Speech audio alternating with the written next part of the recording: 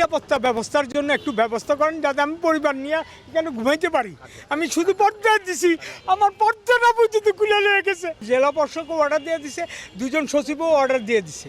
এখানে ভূমি মন্ত্রণালয়ের যে সচিব, ওনারাও বলে দিছে এটার উপরে আমার হাত দেওয়ার কোনো ক্ষমতা নেই, যেহেতু সুপ্রিম কোর্ট অর্ডার দিয়ে দিছে। সবাই বলছে, কিন্তু কাউন্সিলর কীভাবে ক্ষমতা পাইলো? আমার এইটুক শুধু অনুরোধ, উনি কেন আমার ইট নিল, উনি কেন আমার বাড়ির জিনিস নিল, ওনার লোকজন কেন এই কাজটা করলো?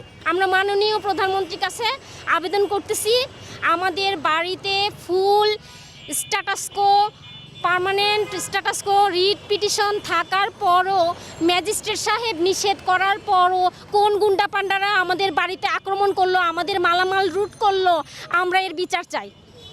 আমাদের বাড়ি কোনো সরকারি জায়গার মধ্যে না, আমরা এখানে 3 পুরুষ ধরে আছি। আমাদের বাড়িতে কেন হামলা করলো? ওপেন তারা মালামাল নিয়ে গেল। এরা কারা? ওর ওই জায়গার এই কোথাও নাম নাই, ওই যে সিটি জরিপ টরিপ কোথাও ওর নাম নাই। ও সেই নাম, ওর নাম ইনক্লুড করার জন্য